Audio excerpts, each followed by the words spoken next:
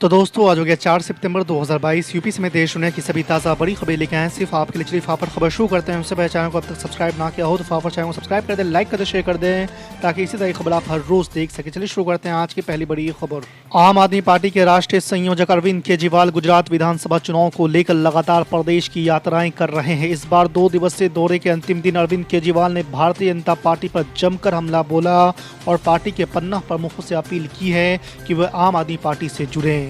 आपको बता दें केजरीवाल ने कहा है कि हमें भाजपा के नेता नहीं चाहिए, हमें भाजपा के पन्ना प्रमुख कार्यकर्ता चाहिए और ये बड़ी संख्या में हमारे साथ जुड़ रहे हैं। भारतीय जनता पार्टी के सांसद और युवा मोर्चा के राष्ट्रीय अध्यक्ष तेजस्वी सूर्या ने शनिवार को आम आदमी पार्टी के प्रमुख अरविंद केजरीवाल को देश का सबसे बड़ा यूटर्न नेता बताया है। सूर्या ने कहा कि गुजरात के युवा उनकी रेवड़ी और बेवड़ी राजनीति को खारिज कर देंगे। आपको बता दें कि सूर्या ने आरोप लगाया है कि केजरीवाल की राजनीति में कोई साख और ईमानदारी नहीं है। यूपी के लखीमपुर खीरी में किसान नेता राकेश टिकैत के खिलाफ सदर कोतवाली पुलिस ने मुकदमा किया है। पुलिस ने यह मुकदमा स्थानीय भाजपा नेता की तहरीर पर राकेश टिकैत के वायरल हुए बयान को लेकर दर्ज किया है। पुलिस 12 दिनों तक मुकदमा दर्ज किए छिपाती रही, लेकिन शनिवार को सोशल मीडिया पर मामला वायरल हो गया। हालांकि पुलिस इस मामले में जांच की बात कह रही है। उत्तर प्रदेश के मुरादाबाद में शनिवार को मुख्यमंत्री योगी आदित्यनाथ ने जनप्रतिनिधि और पदाधिकारियों के साथ बैठक की। मंडलीय समीक्षा बैठक में अफसरों को निर्देश देते हुए मुख्यमंत्री योगी आदित्यनाथ ने कहा कि सरकारी योजनाओं का लाभ जनता तक पहुंचाया जाए। उन्होंने बैठक में कहा कि कोई भी पात्र ऐसा नहीं रहना चाहिए जिसको योजना का लाभ न मिला हो। समाजवादी पार्टी के अध्यक्ष अखिलेश यादव ने शनिवार शाम ट्विटर पर अग्निपथ योजना को लेकर एक बार फिर सवाल खड़े किए हैं। अखिलेश यादव ने ट्विटर पर लिखा है कि फारुखाबाद जनपद में होने वाली प्रथम अग्निवीर सेना भर्ती में 12 जिलों के 1,13,000 अभ्यर्थियों के आने की सूचना है। सरकार अभ्यर्थियों के बीच फैले भ्रम को दूर करते हुए स्पष्ट रूप से बताएं कि इनमें से कितने अभ्यर्थियों का चयन किया जाएगा। अखिलेश यादव ने आगे लिखा है कि बेरोजगारी युवाओं का भविष्य नहीं होना चाहिए। बीजेपी को पटखनी देने में जुटे नीतीश कुमार कहा 50 पार नहीं कर पाएगी भाजपा। जी आपको बता दें कि मुख्यमंत्री नीतीश कुमार ने कहा है कि वर्ष 2024 लोकसभा चुनाव विपक्षी दल मिलकर लड़े तो भाजपा 50 सीट का आंकड़ा पार नहीं कर पाएगी। मैं इसी अभियान में लगा हुआ हूं। अलग अलग राजनीतिक दलों के नेताओं से मेरी बात हुई है। इसी सिलसिले में जल्द ही मैं दिल्ली भी जाऊंगा। उन्होंने कहा है कि ललन सिंह तो 150 सीट बोल रहे हैं, पर मैं कहता हूं कि भाजपा 50 के अंदर सिमट जाएगी। बीजेपी के वरिष्ठ नेता निशिकांत दुबे ने हेमंत सोरेन के नेतृत्व वाली झारखंड सरकार के खिलाफ निशाना साधा है। उन्होंने कथित तौर पर खुद को खनन पट्टा देने के लिए सीएम हेमंत सोरेन की अयोग्यता के अटकलों के कारण उत्पन्न राजनीतिक संकट के बीच अली बाबा और 40 चोर कहा है। गोड्डा के वरिष्ठ सांसद ने झारखंड सरकार को चोरों की सरकार बताया है। उन्होंने कहा है कि हेमंत सोरेन अली बाबा हैं और उनके समर्थक 40 चोर हैं। जेल में बंद वसीम रिजवी की जान को है खतरा। काली सेना प्रमुख आनंद स्वरूप को भी है डर। जी आपको बता दें कि वसीम रिजवी उर्फ जितेंद्र नारायण त्यागी के सरेंडर करने के बाद काली सेना प्रमुख स्वामी आनंद स्वरूप ने जेल में वसीम रिजवी उर्फ जितेंद्र नारायण त्यागी की जान को खतरा बताया है। उन्होंने जेल और जिला प्रशासन के साथ ही साथ मुख्यमंत्री पुष्कर सिंह धामी से जेल के अंदर जितेंद्र नारायण त्यागी को सुरक्षा देने की मांग की है।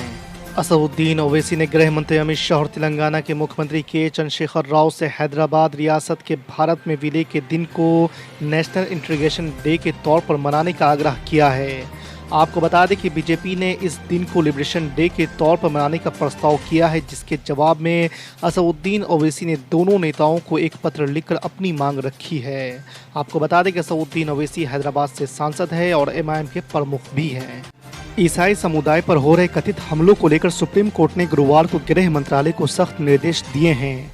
सुप्रीम कोर्ट ने गृह मंत्रालय को ईसाई समुदाय पर कथित हमलों को लेकर उत्तर प्रदेश, मध्य प्रदेश, हरियाणा, कर्नाटक और उड़ीसा सहित राज्यों से रिपोर्ट मांगने को कहा है।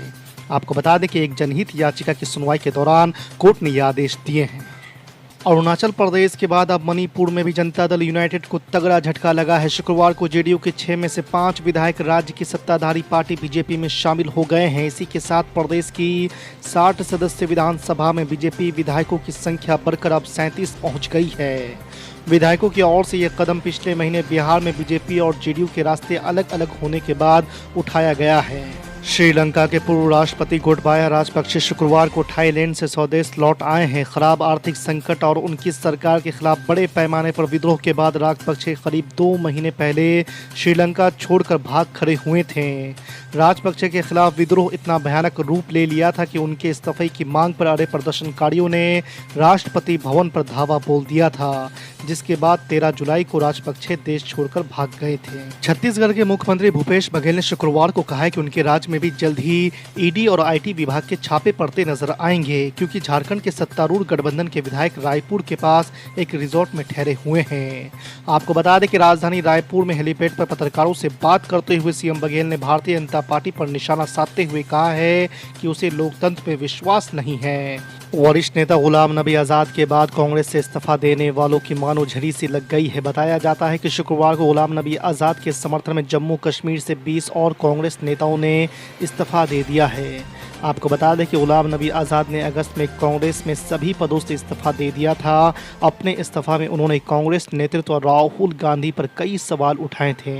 आज़ाद का इस्तीफा हालिया समय में कांग्रेस के लिए एक बड़ा झटका माना जा रहा है। दिल्ली में भाजपा और आम आदमी पार्टी सरकार के बीच जारी सियासी लड़ाई अब राष्ट्रपति द्रौपदी मुर्मू के दरवाजे तक पहुंचने वाली है। भाजपा विधायक 6 सितंबर को राष्ट्रपति मुर्मू से मुलाकात कर अरविंद केजरीवाल की अगुवाई वाली दिल्ली सरकार को उसके मंत्रियों के खिलाफ भ्रष्टाचार के आरोपों सहित कई मुद्दों पर बर्खास्त करने की मांग करेंगे। आपको बता दें कि दिल्ली विधानसभा में विपक्ष के नेता रामवीर सिंह ने शुक्रवार को कहा है कि आप सरकार ने उपराज्यपाल वीके सक्सेना का भी अपमान किया है। कांग्रेस नेता प्रियंका गांधी वाड्रा ने मोदी सरकार पर बेरोजगारी के कारण आत्महत्या से होने वाली मौतों की संख्या में वृद्धि के बारे में हालिया रिपोर्ट पर निशाना साधा है। प्रियंका गांधी सरकार पर जुमले देने और युवाओं की हताशा का कोई वास्तविक जवाब नहीं देने का भी आरोप लगाए हैं। आपको बता दें, कांग्रेस महासचिव ने एक वीडियो ट्वीट करते हुए कहा है कि बेरोजगारी दर 45 वर्षों में सबसे अधिक है। इस साल दशहरे पर मुंबई के शिवाजी पार्क में महाभारत देखने को मिल सकती है। कारण है एकनाथ शिंदे और उद्धव ठाकरे के बीच शिवसेना को लेकर चल रही वर्चस्व की जंग।